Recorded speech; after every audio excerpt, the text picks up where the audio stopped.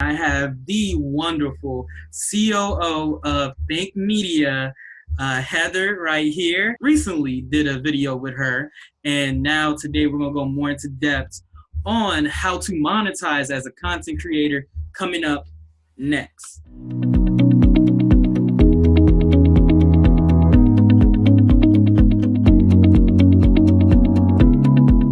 What is up, guys? Antoine here once again from Mad Talk. Mad Talk is all about how to make a difference as a content creator, as an entrepreneur. And what we do is we interview the ones who are doing this and try to provide a little inspiration, education, but motivation overall for you guys on your journey. And today, again, we have the wonderful Heather. Thank you again for being here. Thank you. I'm so excited to talk to your audience and to just bring as much value as I can, because I'm so passionate about creators monetizing their message and being able to make a living off of what they love to do. Of course. So, with this, I think there's no further ado. Like, I hate these long, drawn out things. Let's just really hit the ground running. What would you say is the biggest deterrent towards someone being able to monetize their content creation, monetize their audience, and even, just monetize them being a content creator? Really great question. And I want to preface it really with the idea that we are all content creators. So if you are in business in, the year we're in right now, you are a content creator. That is the way that marketing happens. And so when we think about like, what's the biggest deterrent, it's actually not knowing their revenue streams. So how is money coming in? So content creators have a lot of options when it comes to being able to have revenue streams into their business. But a lot of times they don't know how to monetize their message or how to create revenue from their message on a larger scale.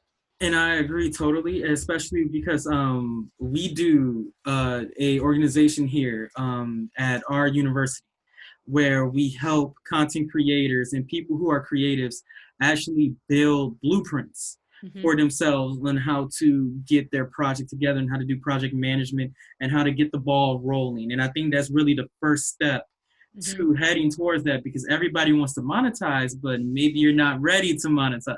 Again, like you were saying, is you have to make sure that your content creation has gotten to that point, and you have to research revenue streams. So what would you say is the top 5 revenue streams that everyone should be mindful of or everyone should be looking towards? Really good question. And actually, I know there's a lot more than 5, but I want to hit 3 that I think every content creator can do right now. The first one is affiliate marketing. So you can go creator by signing up for affiliate programs, which means you get a percentage of a sale that happens. You get a commission basically of a sale that happens on another platform like Amazon. So I encourage all content creators to be sharing what they love, the things that they love and they use to create, and have affiliate marketing set up. Another way that you can do that you can start making revenue is actually by freelancing your skills. I think sometimes content creators want to go out and they want to start making money for themselves. But one of the biggest things that we teach here at Think Media is before you start doing it for yourself, do it for someone else first, because that allows you to gain the experience. That allows you to create and craft your message better. When you're already on someone else's dollar, there's money coming in, but you're able to start putting to use the skills that you currently have. And that can allow you to get faster at your craft. That can help you to be a better creator in the long run. And then the third revenue stream that any creator can do is your own products. So you should be creating your own store in some capacity. This could be through digital. If you're a creator and you can create LUTs for cameras, that's bad.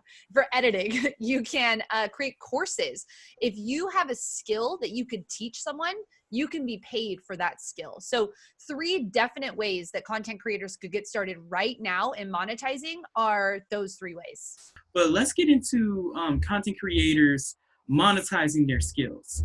What do you think is stopping people from getting to that point? And what do you think they really need to focus upon when they focus in on, all right, I got this skill, I'm a graphic designer, for instance. How can I help a business build their brand over time? How can I help a YouTube channel? Yeah.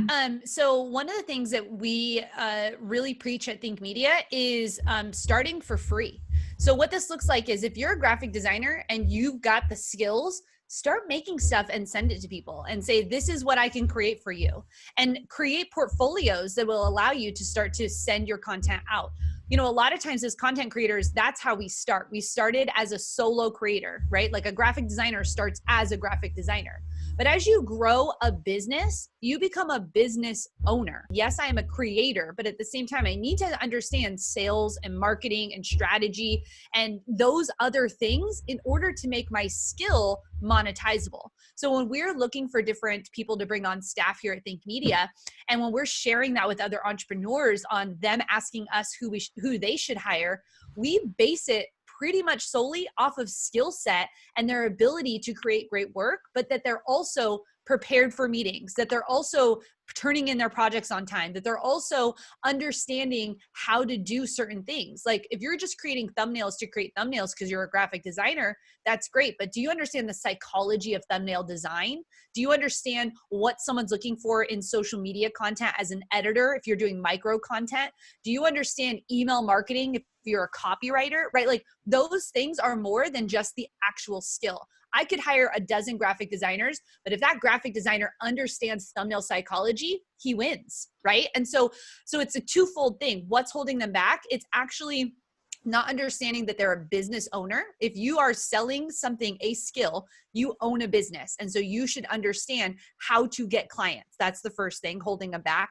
And the second thing is that they only are keeping their skill in a box and they're not understanding that strategy on top of the skill is actually what clients will buy. You have to understand that there is a twofold to it. And I think we touched upon this in our last interview, that you're a content creator, you're a creative, but you're also a business owner. You have to think about it as a business, and you can't put your emotions too much into that. You have to understand that people are going to buy what they're going to buy. And just because you think that somebody should buy something doesn't mean they're going to actually pay for that.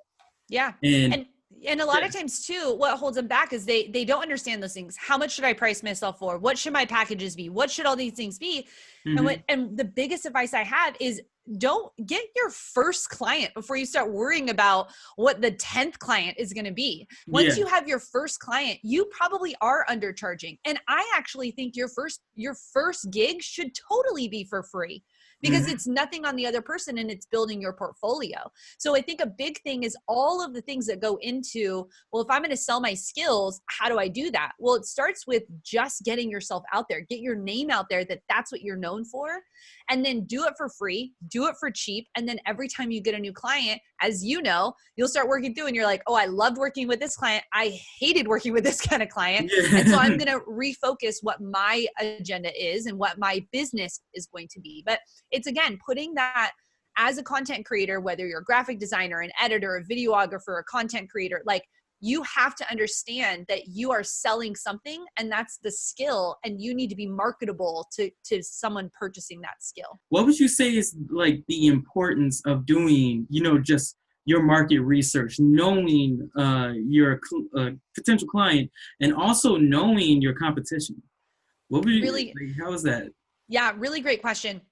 I think one thing, especially at Think Media, we don't hire anyone that has no clue what we're doing. Like you need to understand because right, like you should know what we're after. We have so much content out there. So if you say you're a graphic designer and you say I want to be a graphic designer for a YouTuber. Well, are you studying that person's content? Do you know what they really like? What's their mission? What are their values? What's their focus? Also studying, like you said, your competition. So what are other graphic designers who are doing that being charged? For us, editors is a big deal at Think Media. We don't hire any editors that have no clue how to edit YouTube videos. You may be a film editor. You may be, you could be in a different realm of editing, but YouTube is so specific. Same thing with micro content. We have editors on our team that their entire job is to take our big macro content, the YouTube video, and understand how to chop that up so it can go on Twitter, so it can go on LinkedIn, so it can go on Instagram stories, and can go on IGTV. those are 4 specific things that you would even need to know how to create content around. I'm not going to teach you. That should be a knowledge and skill you bring to the table as an editor. Like, go into the conversation saying, this is how I can help you on your mission, because I don't want another person I need to babysit. I want someone that's going to add value to what we're already doing. Please, you know, you got to stop giving me these answers, because I'm falling in love right now.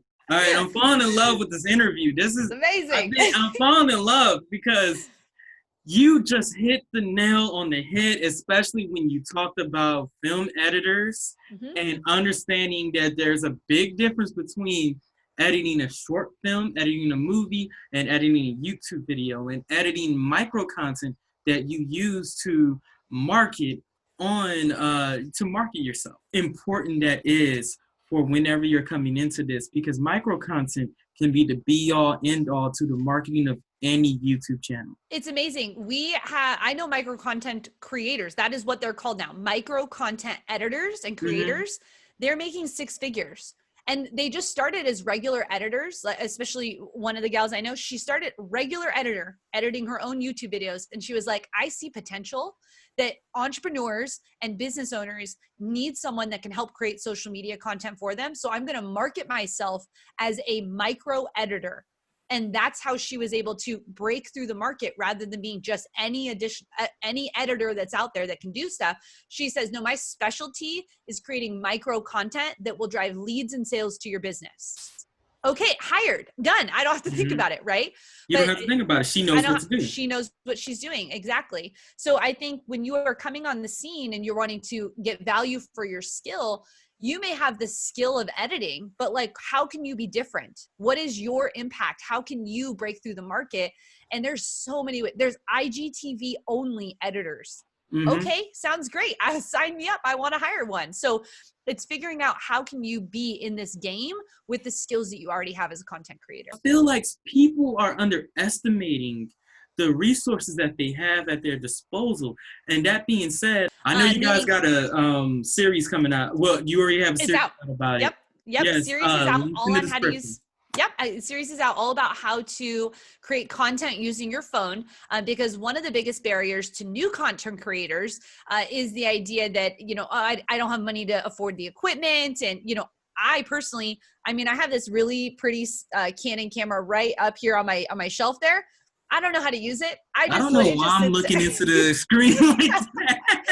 I have a pretty DSLR camera. I don't know how to use it. I keep it on auto mode. Omar from our team would be disgusted to know that I've never moved it to manual, right? So my specialty is teaching content creators, entrepreneurs, how to start creating content just using your cell phone. Your cell phone, can we just take a step back and just know that, like, your cell phone has more capability than cameras have like ever had. You know what I mean? Like, it's in your hand, it's in your pocket. You could be creating free content right now with the power that's in your phone. And so here I have 5 tips for getting started with creating content and using your phone. The first one is that you need to research what you're going to do before you press record. Now, if you're doing IG stories, if you're making TikTok, totally fine. You can just grab your phone and start going. But if you're going to like sit down, and we preach YouTube. We think YouTube is one of the best platforms that every content creator should be creating content on. And so you want to research, what you're going to do before you press record, because YouTube itself is a search engine. And so you want to be creating valuable, trainable, teachable, educational content that can be discovered. Now, I say that first because most people want to just start putting up vlogs. And while vlogging is still a great way that you can create content, it is not the best way to monetization in a business. And so we want people to be creating educational, value-based content that is helping someone solve a problem. That's how you become well-known on YouTube. The second thing you want to do when you're using your phone, so you want to research before you press record, so it's not even using your phone at all. The second thing is you want to think about your AVL, which is your audio, video, and lighting.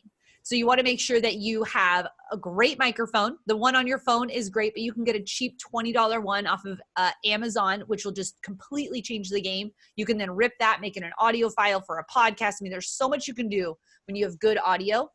You want to make sure your video settings are set correctly on your iPhone. So did you know you can actually do 4K recording on your iPhone and edit it on your iPhone. It gives you the best, highest quality video settings. So you want to change your video settings, and you want to make sure you have great lighting. You can use natural lighting at first in front of a window, or you can get a cheap $70 softbox set that I have set up. You can't see it now, but I've set up so it makes like all the wrinkles look beautiful, right? It looks nice. Especially as women, I will put this out there, especially as women, we want to look good on camera. It's just part of our psychology. And I think it's great. And so AVL, that's what you want to think about. Okay. How am I doing? Good. Keep going. Because I've got 3 more. Keep going. I love it. Love it. The next one, when you're creating content with your phone, is you want to set up your phone on a tripod or on a box with whatever that looks like for you. You want it to be about eye level or a little bit above, tilted down. That gives you the best angle on camera. And you want it to be about an arm's length away. That's a good distance for how far away and how you can fill the frame with your face. So your face isn't up too close and you're not too far behind. Oh, you're giving us the magic tricks right now. I know, that's number 3. So you want to sit an arm distance away, and you want to make sure your background's clear. That's part of that whole like setup. So you want to make sure your background looks nice, which means you can be against a blank wall, and that's fine. Or you can have a beautiful background, however you want that to look. Either way, you want to make sure that you are an arm's distance away, it's up about eye level, tilted down, and you have a clean background. Okay, so that's number 3. Number 4 is you don't need to have any fancy editing.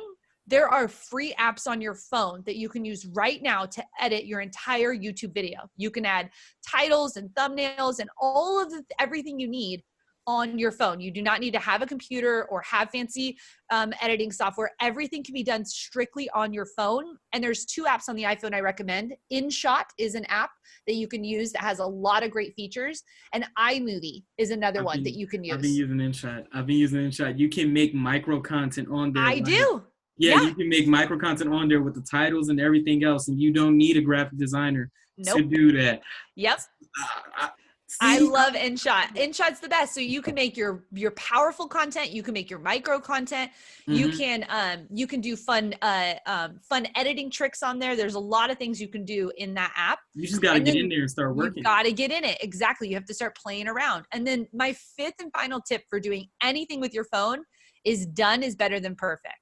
As content creators, we are perfectionists at heart because we want it to be great when we're putting our art into the world. It's putting a piece of who you are out into the world. And so we want to critically go through every piece and what we need to do as content creators is be making more and caring less about what's actually going out. And so those are my 5 tips for using your phone. We have a free series over on Think Media, our YouTube channel, where you can walk all the way through.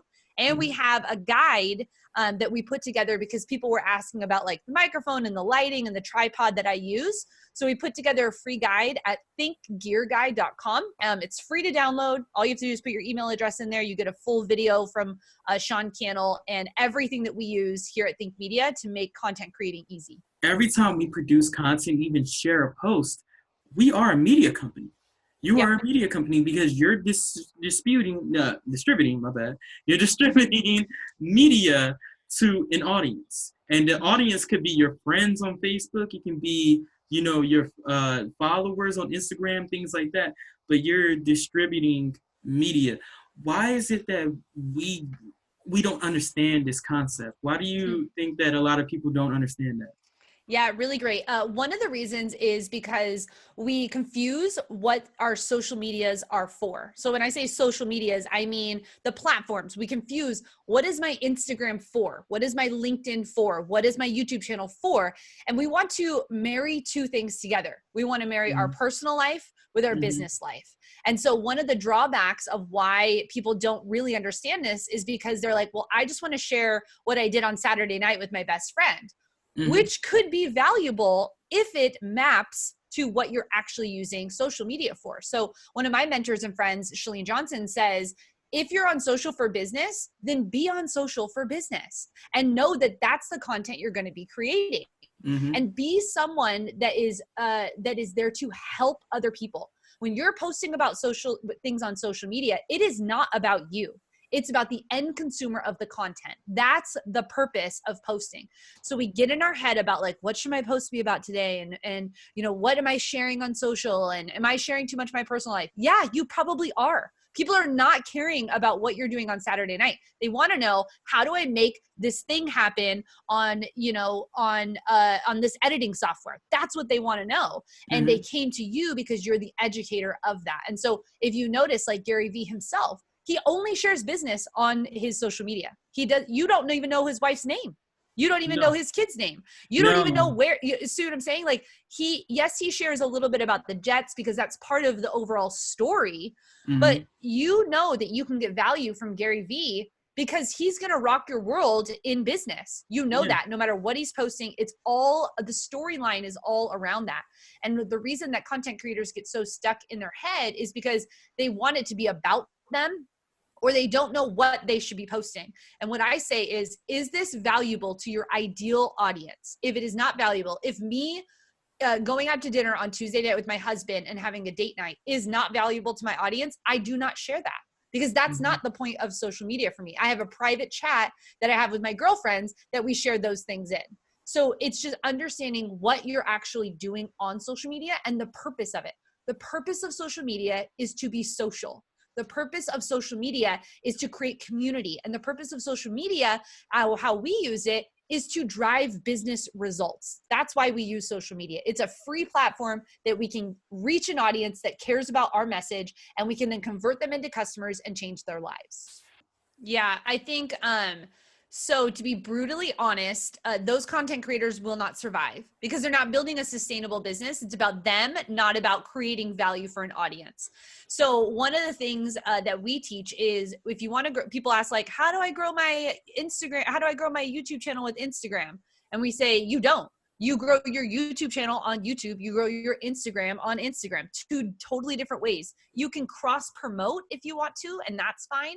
But what I would suggest is a mindset shift. Rather than saying, do something for me, which is you saying, hey, YouTuber, sub for sub and all that, that doesn't work. That's not value. If you were to, what I say is post one time, right? So you're posting once a week, and then take the other 6 days to go out and be a part of the community. Go be social. Go comment on other people's videos. Go read through their comments. Go tell them how they're bringing value to you. Go answer other people's questions, and you will be shocked at how often people will then buy into what you're doing. So what we do on Instagram, I do this all the time. I follow hashtags specifically so that I can just be commenting on people who are posting using that same hashtag. And wouldn't you know, those people will then comment back, they will like, will subscribe, will become friends, because that's the point of social. It's not about a numbers thing. It's not about like, oh, how many followers you have. It literally is about one-to-one being interactive with people and knowing that you as a content creator are bringing value. So rather than you asking for something, how can you bring someone so much value that they will want to come and be a part of your world as well? You're a content creator, but you want to turn that into a business. You want to become a content entrepreneur. That's what I call it. Yeah. What type of mindset do you have to get out of? Because I've seen a lot of these guys, especially a lot of these kids who go to school or where I go to, who have YouTube channels, who have vlogs, all these different things. And I feel like they're more obsessed with just having fun and being on camera, and then want to complain about or want to say, hey, I want to build this into an actual business. Mm-hmm. Where does that distinction come from, and how can they shift that mindset? Like, what is that? Okay, you have to look yourself in the mirror right now and be real with yourself about what you're doing. Like, what does that look like? Yeah, I think you said the right answer right there, is the idea that you have to understand what's the end game. Like if you're on YouTube because you want to grow YouTube and you want to have a lot of fans, that's okay. But don't then complain that you're not making an income from it, because you're not doing it the way that is an income producing activity. So IPAs are so important to understand that if it's an income producing activity, then that's the direction you need to go. But if you just want to build a hobby channel and maybe get some AdSense and you know, that's just the fun part of it, have at it. But you can't put those two things together if that's not what you're trying to build. So you're right. So how do content creators get over that mindset? you really have to map what's your ambition, because it's going to take work. Building a business as a content creator is not easy.